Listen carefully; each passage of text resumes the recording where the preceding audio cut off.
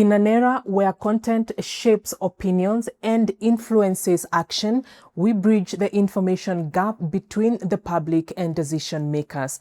We showcase best practices, success stories, untold challenges, and practical solutions in today's modern business landscape. Our conversations are now segmented into 5.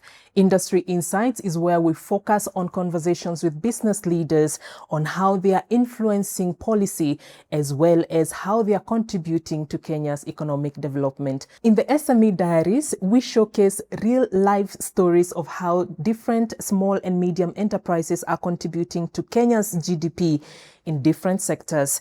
Then, the Youth and Jobs Corner is where we show you how different stakeholders are contributing to job creation and also showcase opportunities for youth employment and their inclusion in economic progress. Through the circular conversations, this is where we bring guests who are redefining business values and tackling the triple planetary crisis of pollution, biodiversity loss, and climate change. And finally, the Mkenya Daima segment dives into governance issues with the aim of inspiring Kenyans towards peaceful coexistence and shared prosperity. This is the voice of the private sector in Kenya.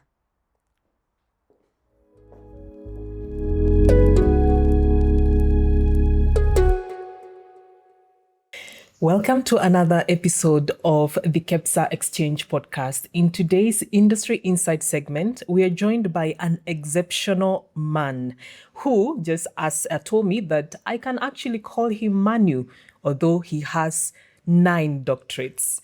Dr. Manu Chandaria, welcome to the show today. Thank you. We are so honored, and I know a lot of the people watching you through this podcast have known you as the businessman, as the philanthropist, as the awardee of more than multiple awards globally. But few, unless those who have read your biography, know about your life as a young boy. Could you take us back to what kind of a boy were you growing up? Well, growing up was, our parents, though my mother is illiterate, my father 3 vernacular, no speak, read or write English. No, really. But both of them decided that if our children's future has to be something, they must get themselves educated. Okay. Now thinking about a woman who never had education, never got to school, and father with 3 vernacular, don't speak, read or write English. But the ambition that how the children are to grow up, they pushed us and made very sure that we get the best of education. And because of that, my first eldest brother and my number 2 brother, we were 4 brothers. The first one, I think, was thrown out of school at Jamhuri because he burned a Union Jack many years back. Yeah. The second one, I think just before he was finishing his Cambridge, he fell in love, so he left his education. After that, not all my family, but we are a joint family of 55 members. Every young man has got a degree or 2. Okay. Of course, your parents seem to have put a lot of emphasis on education, and that explains the man that you turned out to be. But just wondering, between that young boy who went to school and who grew up with parents who insisted that education was mandatory, let's say, was it also inside of you, or was it because of your parents, and how did that impact your life? Well, I think when I started, I remember when I started my schooling, I was not very sure that's how far I'm going to go. But as we kept on going, and our parents' wishes and their feeling that we must go further in education. And that gave us a thought that if our parents who are illiterate, what is illiterate, and yet they're insisting that we should get education and the best of education, then I thought we all felt that now it's our responsibility True. to really make our parents not only happy, but proud of what we have been able to achieve ultimately. And you went to school throughout in the Yeah, country we went in to school Kenya? here. Yeah, went to school, local school here first, went to Mombasa, went to school over there, then came back again here and joined Jamhuri. But in 1940, during the wartime, our family decided that all the younger children and women must move away from Kenya to India because the war was going on. And they felt that maybe if it came down to Kenya, because Italian Somaliland, and when Mussolini joined hands with Hitler, they thought that maybe Africa could be conquered through Somalia. So they decided that we should all go. And so all of us went away to India in a very unknown place to us because we were born here. But our parents thought the safety was first for the family. And that gave us the chance to study.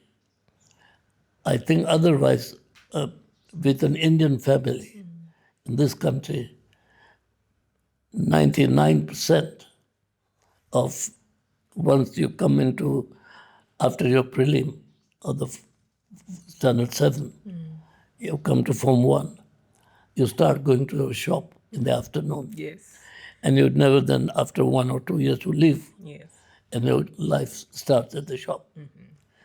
But somehow we had an opportunity to go through the education. And so it kept on coming. We were in India. We finalized our matriculation, got the admission in the university. We were one among the top 5 from our community. Bright minds. Yeah, and it was a different feeling. And we all went to university in Mumbai. And it gave us a feeling of something that we need to achieve and fulfill the wishes of the parents and be someone. And I think that education played an important role in our lives. Okay. The day when we finished our first degree, somehow the family decided that we should go, 2 of us should go to United States, my elder brother and myself. My cousin was already at the engineering school or college in Mumbai, in Pune, next to Mumbai. Okay. And so somehow they took a decision. And we were agents, at that time we were a major provision shop in the Bazaar Street. And we were the agents of some US items imported from the United States. So our eldest brother decided that we should go to the United States. And to us, that was something which was unbelievable. And was that for business to start with, or was that also as part of the education pursuit? Well, only for the part of education, because they thought while we were in India, our business is over here. And they thought that no, once we have crossed the, what you call the final exams, we must continue. And they decided that as my cousin was already in India University, Mumbai University. They decided that two of these should go to United States. My brother went to Berkeley for the purpose of food technology.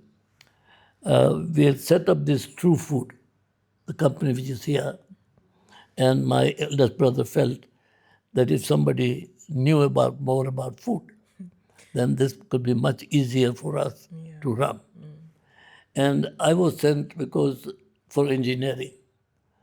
So I went to Oklahoma University, originally thinking that I will go for oil engineering.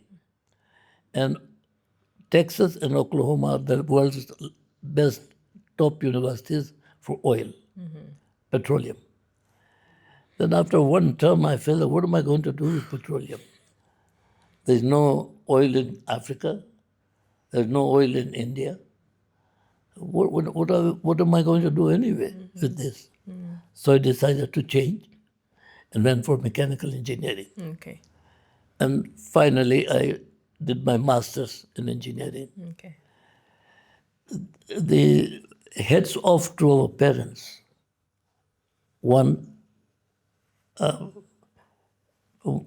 mother illiterate, father three vernacular, brother not finishing even the 7th standard. Yes. All of them pushed us. And now. Go. Because it's going is good for you guys. Yes, yes. So it gave us a tremendous amount of opportunity. And from this background, going to United States, in a country which is very different, it was many times you felt, oh my God, You like have we made a really good choice or not? Yes. Not continued education in India. But then, the ambition and the push from the family was such that, come may what, you must go and study further. So I did my first degree in engineering. I did my master's in engineering, and then I came back. Okay. All right. And I think listening to you and the reference of your family from the parents to the siblings, but also multiple times, I've heard you emphasize what family really means to you, the unity of family. So much so that you have credited your wife as the cornerstone of the person that you became as an adult.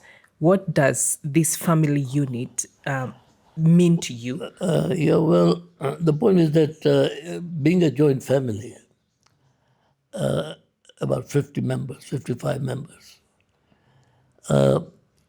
keeping together a family is not easy. And a family which is in olden time, yes, because only the top men, one or two, rules the family.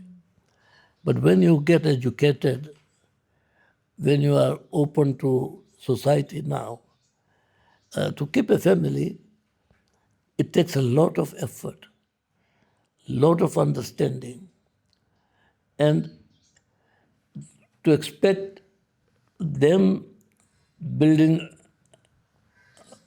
what you call castles for us. We have to make very sure that we at least fulfill the desire.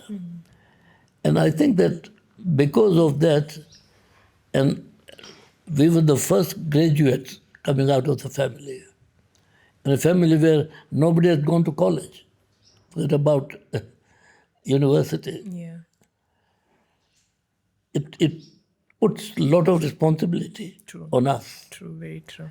That when these people have taken so much of chance, so much of courage to give us the education, we must make very sure. And then within the family and joint family means ears open and mouth closed. Because the older people can say anything. Very true. You better listen, and that's it. And I think that our women, my mother, my eldest brother's wives, my wives, played an important role in keeping that family going.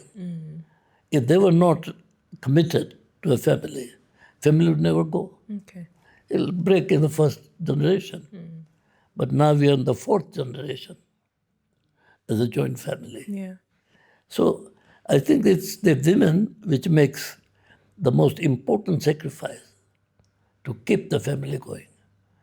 It's not the man. Men follows. Obviously they work and they work hard. But if the women decides not to keep the family going, It is done. they'll die. Yeah. Very good. And Manu, you also just celebrated your 98th birthday. Happy birthday once again, although it's just a few weeks Thank you. past. Having lived for the years that you have lived, you're also known for having created immense wealth for yourself and for your family. Is this something that has always been in the generations before, or is this something that you created as part of your individual, the person that you are as an individual? In a family, the credit does not go to an individual. It goes to the family. Very good. Because everybody plays a role. Who plays a bigger role and who plays a smaller role? Because of whose work the family grows up. When I came down from the United States, we joined one of our company, Kalu Works, making sufuriyas. 40 people working, and 6 members of the family, my uncle and my elder brother and my another elder brother and me working there. With 40 people and 6 members of the family, it was a hard task, but it gave us a moral strength that how can we make this 40 into 100?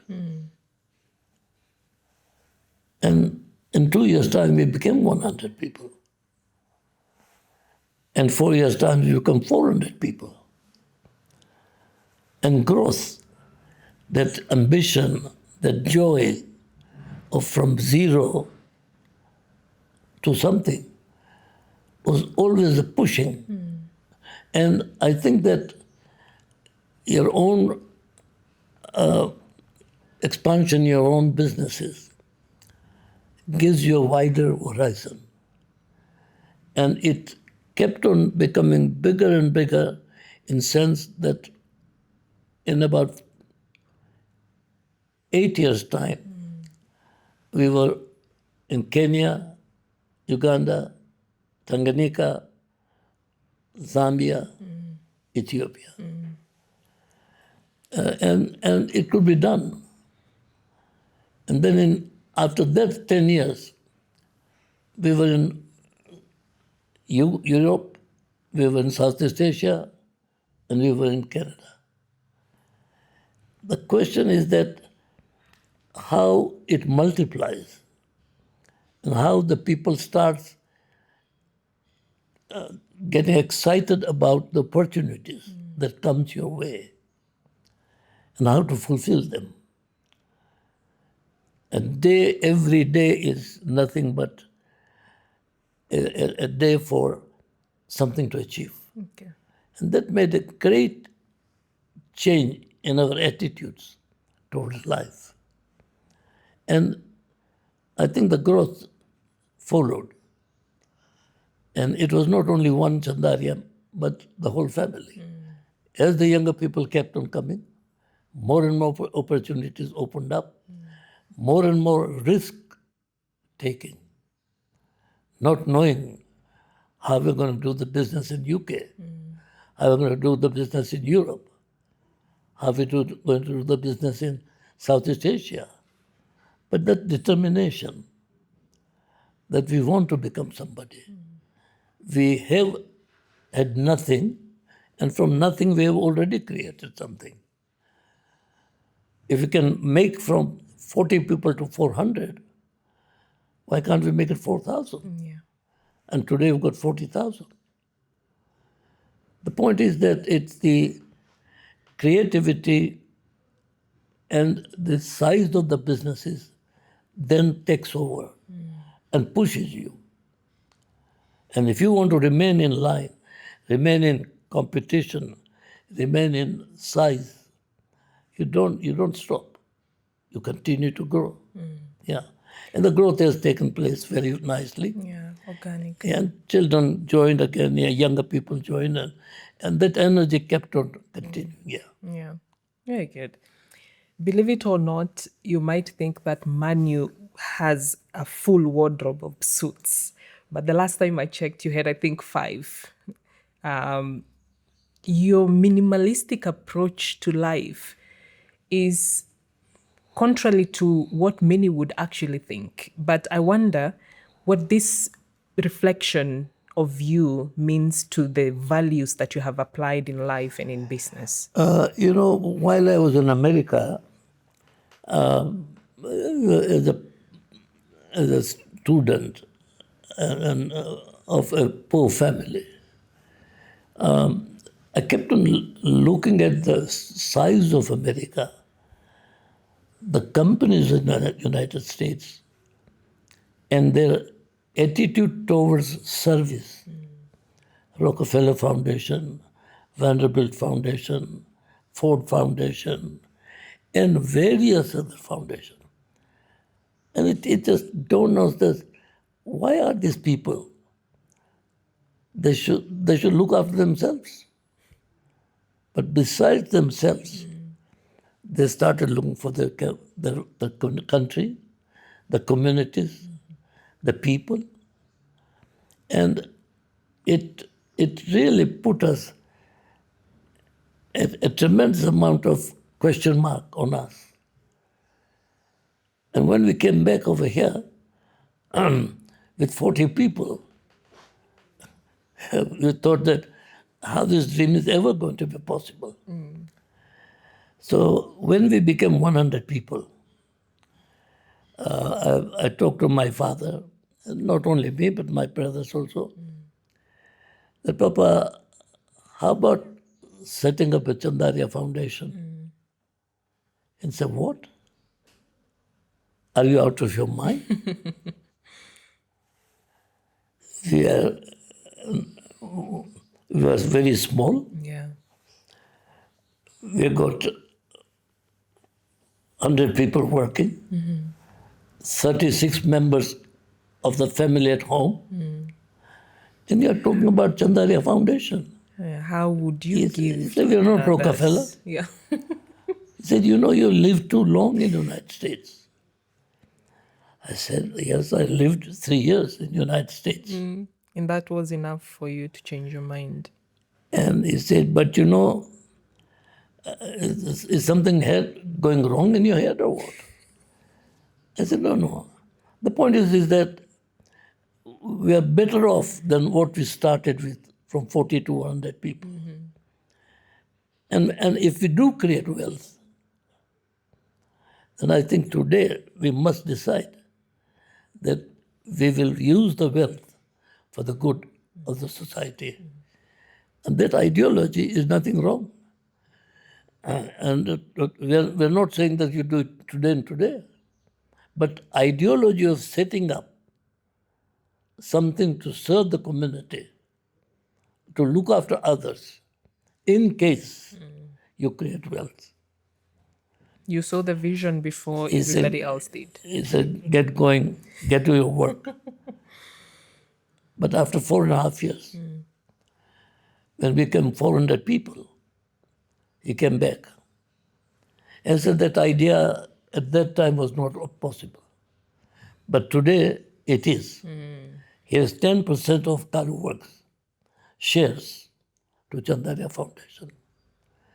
So the ideology of serving people serving the society, looking after people who cannot look after for themselves. We made it a responsibility of ours, Yeah. not something for that will give us some prestige Yeah. and some name, So it has but never to been about. responsibility that no, we're doing well. Just because they are not doing well, what we are doing well, let's make that they are the part of that wealth. And this ideology was actually because when I was at university, I was a Gandhian. And when I learned about the Gandhian philosophy, a man who got educated at that time in the UK, and then gave up his life for the people of India. You know, that type of sacrifice.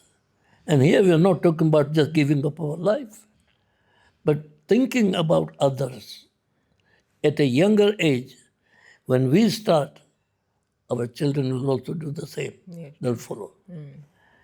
And our parents, in the first meeting, is a get going.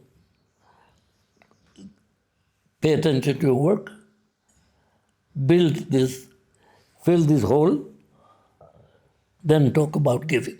Okay. Not until then. But I think that we can continue its existence. Yeah. And in 1956, after 6 years, we made Chandaria Foundation and established the foundation. The ideology of giving at when you don't have anything, in the first 100 shillings, the first 1,000, and the first 100,000, and the first million, is so, you don't want to live it. You don't think about others then. You only think about yourself. But this ideology of Gandhian principles that we have to serve the communities ours and seeing what others have been able to achieve in the life for the Rockefellers and Tatas and Birlas and a lot of other people made us very sure that no, somebody as a society has got a portion of what we do. Okay. And you have mentioned the sacrifice that comes with it, but you have also referenced that from the sacrifice comes happiness. Are you happy? Yes, very much happy because the sacrifice is one word which I learned from Gandhi. That giving up, and not giving up a little bit, giving up almost his life. Otherwise, he could have been an excellent advocate, excellent firm. He could have employed 200,000-300,000 people, but gave up everything. And that particular attitude of why people of this quality are doing so good. And same thing because of the background of Rockefellers and others, they don't have to do it. But they did it. Yeah. That kept on banging on our head all the time. That look, if you do become successful, if you can create wealth, then that wealth is not only yours, it's of the people from whom you made the wealth, the country where you made the wealth. Earlier on, you referenced that small shop or small business on Bazaar Street in CBD that your family started with.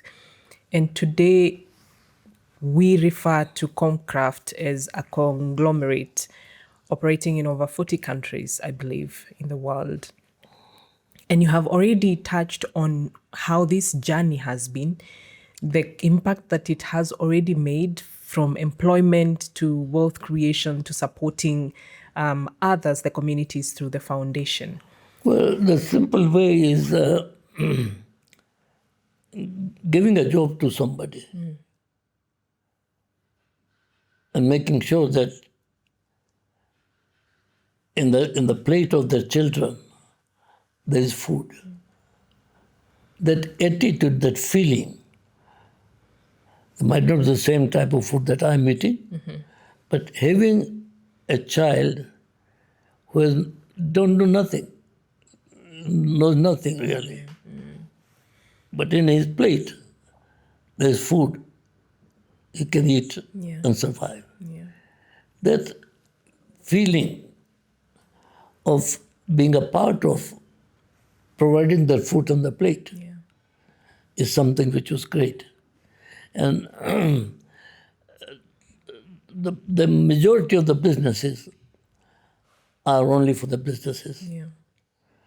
The businesses doesn't have any other philosophy except to be rich Profitable. and somebody.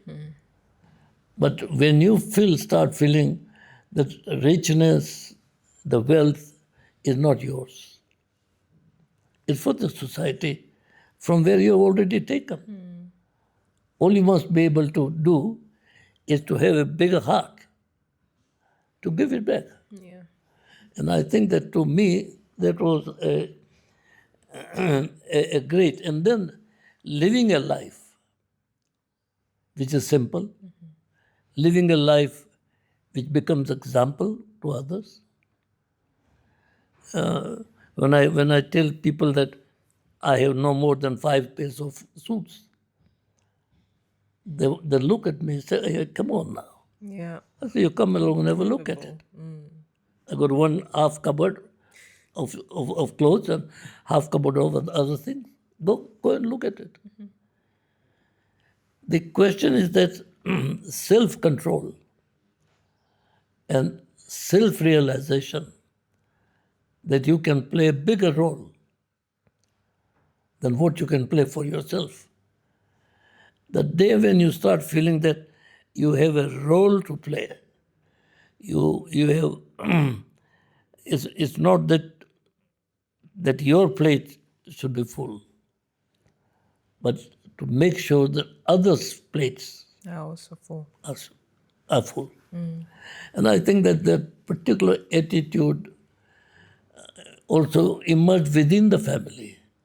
And that's why it's not only one member of the family like me, but everybody started realizing and understanding that we have a bigger role to play than to earn a living and enjoy. Besides earning, enjoying, there is a community, a decision that you got to support. Yeah. Okay. And this impact has not just been felt at the community level, but also at the industry level, at the private sector level. And you were there and you played a very key role in the establishment of KEPSA in 2003. And there was that need for competing voices to come together and, address issues from a one voice perspective. What did this mean to you at that point? I don't know whether you heard the name of Sir Ernest Wasey. Sir Ernest Wasey was a poor boy from England, Okay. 6th, 7th standard, came over here, worked in a farm, and slowly, with hard work, no money, hard work, ultimately became the corporator, became the mayor of the city, became the minister of the government of Kenya, and became a minister of finance. Not only that, but then became the minister of finance for Tanzania. That they Nyerere invited him to become the first minister. Then he joined the World Bank. A very poor man, from nothing, no education, but building himself up. he then retired and said, I'd like to join you, your family. I never had my family, but I hear about you guys and your family and your unity. I'd like to join you. So we said, "We're welcome. Yeah. We cannot pay you. You're European." He said, I don't need very much. I need very little, but I'd like to join you because I need to understand the philosophy. So when he joined us, he basically asked us that, what do you want to achieve in life? And he said, why don't you, besides doing business, why don't you join to create an environment of better business in this country? I shook my head. I said, what do you mean by this? He said, look, you are educated. You are in your businesses, you seem to be over here. How about joining some of the associations? So I became a member of KM. And in 4 or 5 years' time, I became the vice chairman. I became the chairman of KM. And then Ambassador Mutawara, who was the head of East African Community, came back over here and asked me, I said, that, can you help me? I said, yes. He said, why don't you create an East African body? And so I created East African Business Council. Because he said that you got businesses in Tanganyika, Tanzania, you got business in Uganda, you got also in Ethiopia. Why don't you create one? So I created that East African Business Council. So the idea of giving your time in creating KM, creating an ideal situation for businesses, discussion with the government that we're here and we need your help, and becoming the partners rather than authority and subject. And so it expanded into East Africa. Then I think that when President Mwai Kibaki became the president, he called a meeting in Mombasa immediately after his presidentship and called private sector and all other people together. And he challenged, he said, we don't want to be your government. We want you to be with us. And one day they asked us, the ministers, that how about, can you play a role? I said, well, there's not an individual question. Yeah, there are many industries over here. Let's call them and ask them. He said, sure. And somebody, one or two, said, are you prepared to take the lead? I said, look, I'm not. He said, you already created East African community. You were in KM, so you should take a lead. So I created KEPSA. Not me creating is just only an ideology that I supported, and I became the first chairman of KEPSA. And try to then woo people, because they're all against each other, competing. I said, well, there's no question of competing. You compete in your own businesses. Here, we need to create a voice for the people who do the business. And that voice must go right up to the ears of the government. And I think I succeeded in that. And so KEPSA was created. And it's already now 20 years. It is 20 years. It plays a major role because it it now has got all the organizations under it, and then guides them and takes the issues which are very important for them, which they cannot solve themselves because they're too small for that, right up to the top. And the partnership started not only for the private sector and the government, private sector right up to the State House. And the State House then decided to have called meeting every 3 months. So when the president starts listening, understanding, but most of them don't. They're politicians. Yeah. That the welfare of the country depends upon these guys. And I think that we succeeded very well. Yeah. And it's been 20 years, 21, 22 years now. And looking into the next 20 years of KEPSA, is there an urgent issue that you feel the current and future leadership of KEPSA needs to address for a better business environment in the country? I think we are, let's say, we are just in a rudimentary yet. And I think that the KEPSA management, the KEPSA leadership, is not that because I'm a member of KEPSA. It's I want to drive KEPSA. I want to create a voice for others, not for myself alone. Yeah. I'm a part of that, but I want a voice for others who cannot speak for themselves. And if we can get united together, then we can push the government. Individually, you can't. It's not possible. Yeah. Because they are sitting on power. Their interest is what their personal interest. But to make them to create and understand that the basic responsibility to them, that the people has given them into their office, is not only just to be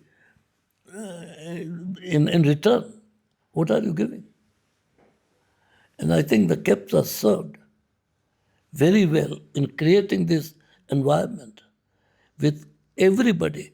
When the president sits, the ministers comes, people question, argues, discusses, and the president decides that what to be done. That created a family of people who wanted to do something for Kenya. Yeah. And I'm very proud that it worked out very well. Yeah. It's worked out very well. I'm also proud to be part of that organization. Yes, yes. KM improved. East African, I was the first chairman. KEPSA, I was the first chairman. But the question is that, why should I do it? The responsibility of looking at my business and the people, how can I expand from my business to other businesses and the people of Kenya? And I think that it requires a wider feeling, wider commitment. And it's a very difficult task. There are more like this than up. But to withstand that and to serve and serve people, and that is what is lacking many a times. And the leadership of KEPSA, because I'm a member of KEPSA, I'm doing for myself. That's not enough. To be a member of KEPSA, your business is one side. Are you prepared to spend your time, effort, which is against you many times, but good for others, good for the country, good for the people? Then you become a good leader. Yeah, very true. And you're also a trustee of the KEPSA Foundation for years now, and your impact from climate change mitigation to community development has been a very stabilizing role. What then, again, and I know you have already mentioned that it goes beyond, this is part of you going beyond your business to the community through the KEPSA Foundation. Yeah, but you see, the point is that to bring any change to a society, Yeah. you got to change. And you're not going to change only for yourself, but you want to change for others. So we thought that let's see what can we do. And one morning we got an idea that how about creating a tree nursery in a school. Today there are already 20. By the end of this year, there will be 30. Next year will be 40. And the children themselves have started planting now. They start feeling that this is my tree. I'm a contribution, not a talk, not hearing somebody saying something. But I am a part of this revolution. That strength of that human being, a boy or a girl, feeling that, hey, I am doing it. It's me. I'm not hearing, I'm not talking, I'm putting it into practice. Yeah.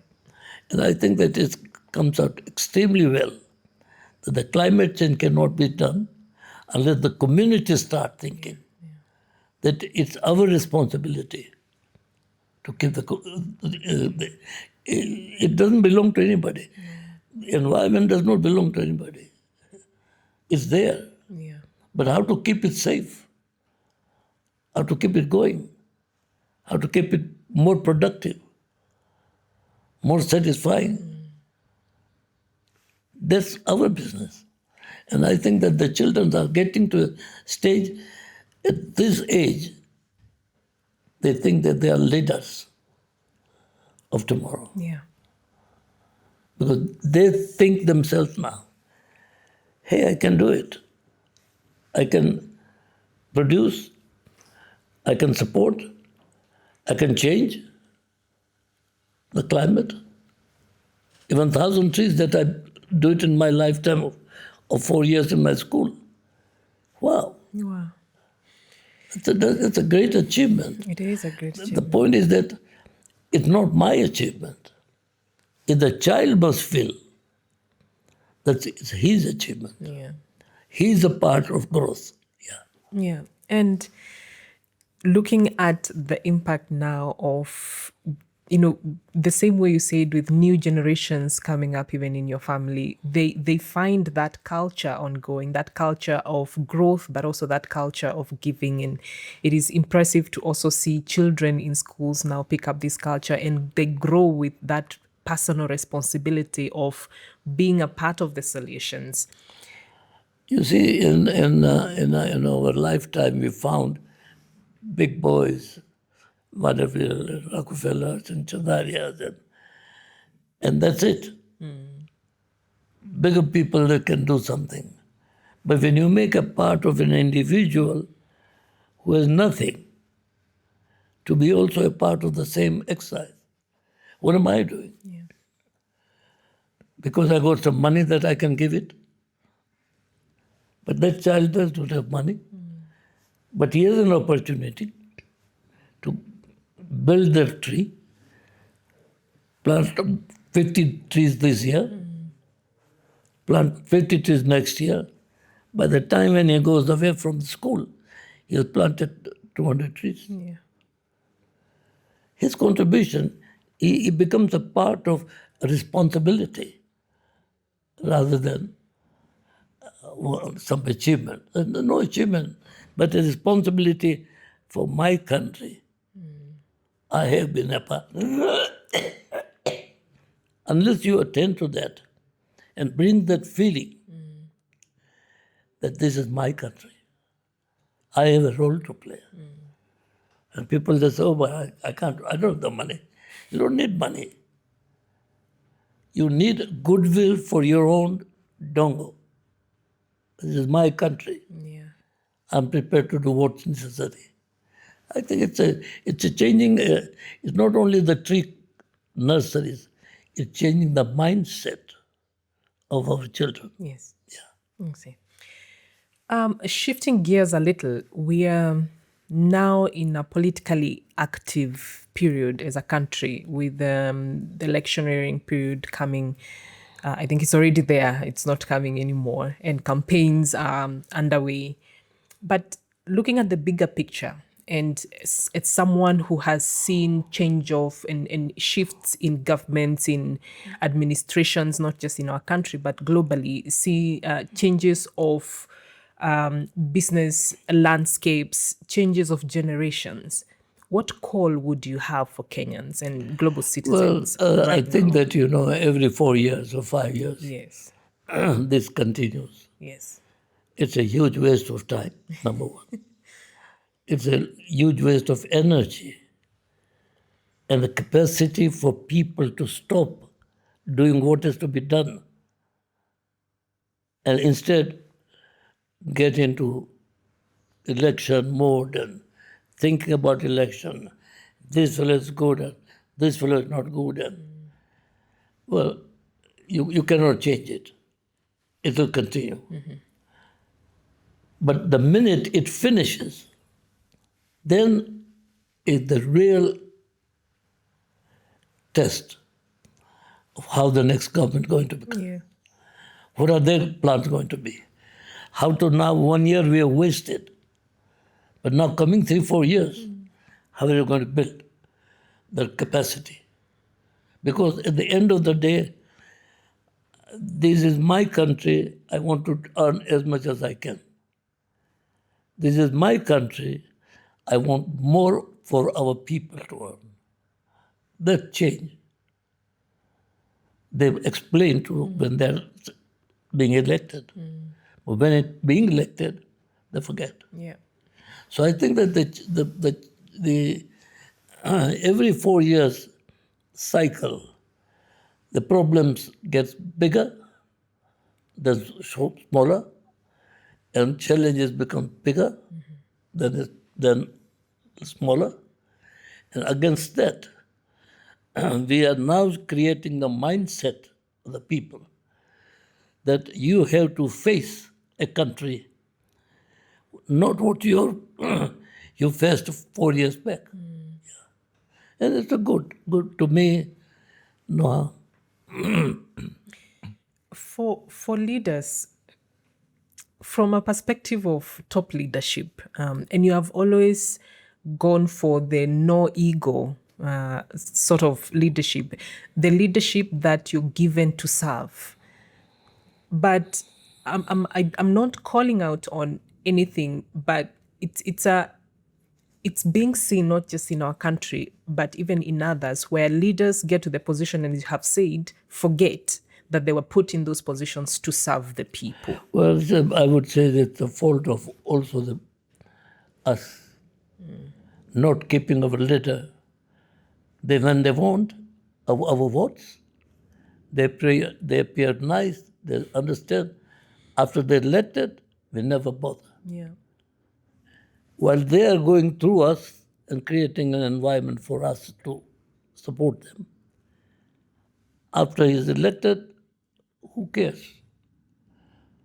Unless the people of Kenya start saying that I have elected you, I am only one voter, but like me, there are another 10,000 which have elected you, and you have a responsibility. That attitude towards asking back, not for yourself. The minute you ask for yourself, yes, they'll take you on one side, they'll give it to you. But for the country, that's the only way we can change. And I think the change is coming, but it's little slower than before. But it's much faster than what other countries have gone through all these years. It's at least positive that all we require now is, do I have a responsibility for this country? The minute our children start thinking, oh, I'll grow that 50 plants, it's not my plant. It goes into Dongo, it just grows up. It's the country's plant. Yeah. That feeling of togetherness, of creating something. And it's not only that. Say, for example, the other project we did is in the women prison. Yes. There's nothing. There's just life of horrible life. No, you're discarded, you're thrown out, you're no one. And all of a sudden, they start finding that they are a part of a society, that they can create, that the rest of them are also around them, and all want to become. As a matter of fact, now, the sizes that we are building, they require 10 times bigger than they are there. It gives them a dignity that though I'm serving, I'm also looking after my family now. Yeah. Until now, I didn't have any way. I'm earning a living. I'm sending to something to my children. And more space are available. And yesterday, the CS was here asking us that what about the 3 other prisons that are left out? I said there are 3 prisons. By the end of this year, Okay. we'll complete them. It's a new ideology penetrating through that I have done wrong, but now I have a chance To right my to wrongs. improve myself for a better life. Yeah. I did it because my life was not better. Because to improve, I did it, and I got caught. Unfortunate part. Yeah. But now I have a possibility to make a change. Yeah. And I think it's going extremely well, and we have opened it up in a number of places in such a way that there are bakeries, there are tailoring, there's a karakhana, there's a lot of other things that they make them feel whatever that suits them, makes them by the time when they come out, Yeah. they're not going to be, society is going to look like this way, but they will stand up And on they their own. embrace them. Yeah. All right. Thank you very much. Manu, you have raised children and grandchildren and maybe great-grandchildren? Great-grandchildren. Speaking to them, what advice do you give in your personal times with them that Well, my personal- younger generations can also learn? My feeling is that they must see you as a role model. To be a role model is not easy. And everybody cannot be a role model. But when the child sees you as a leader, as some go-getter, he gets inspired. When he sees that nothing from in you, then he cannot build himself. The way people build is by seeing, by following. Then they can build themselves, not otherwise. Somebody opens up a road for them, and you walk through that. So I think that our children knows very well now that they have basic responsibility to serve for themselves, second for family, and third for the country where they are staying. This is very clear in everybody's mind. And to accept that, and in your own company, if I employ 4,000 people in the country, they all now know that what I stand for. Why should I go and hold the hands of somebody whom I don't even know? So it changes the whole ideology within the even working environment. Yeah. And I think KEPSA, KM, Eastern Business Council are obviously organizations, but their work changes the mindset. Yeah. And I think we need a mindset change. A mindset change of it's our country. It's my country because it's our country. It's not my country and not our country. That's not on. It's our country, it's my country. Then you put the effort as possible. And I think that we need in schools, in colleges, more openness towards doing other things besides education. Obviously, we go there for education, but learning a lesson of mathematics or writing a nice essay is not the life. Ultimately, not a single thing that I did is useful to me. But the minute I start thinking that I have other responsibilities, then I think you go to every school over here. Yeah. 50 acres, 30 acres, barren land. Now they've started, hey, my God, if you put up now people keep on coming and saying that, please set up a nursery for us. Sorry. And in 10 years' time, you'll see a change. I think that it's to walk is walk yourself, but to walk holding others together to walk is what is needed. Yeah. Dr. Chandaria, speaking of other things other than education, and I know you will admit with gray hair comes some limitations. What is one of the things that you loved doing when you were younger that you miss doing now? Well,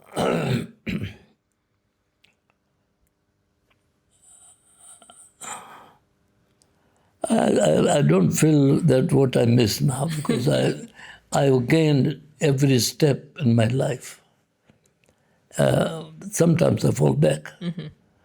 But the achievements of my life of 70 years serving Kenya and other countries has given me a confidence that you can live a life just looking after yourself, but you can live a life which you can help others.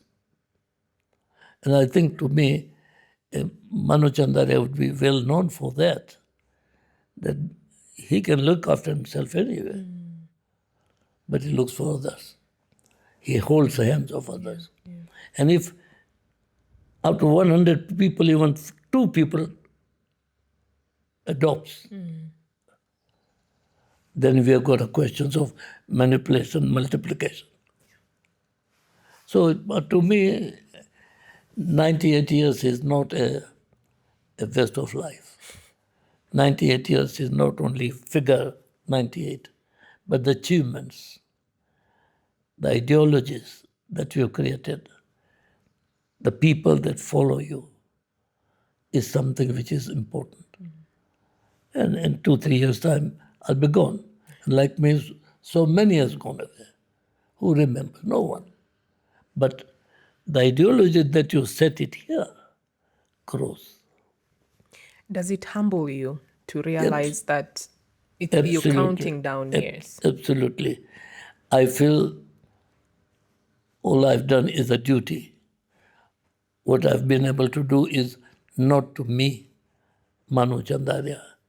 It's what our people are doing. What I've been able to awaken them, make them to believe in themselves, make them that besides them, it's not only Manu Chandaria who can hold the hands of others. You can hold them. You don't have to walking and you see an old person crossing the street. You don't have to ask the permission of government to hold his hand and cross the street.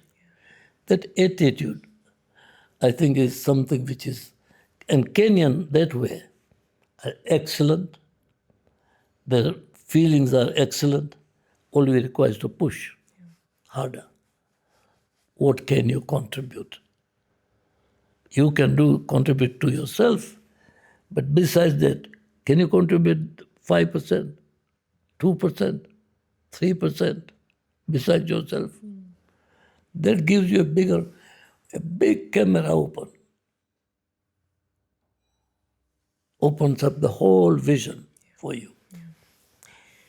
If that day comes sooner than we would all like to, and you brought your family, all of them together today, speaking to that camera, what will be your last words to them?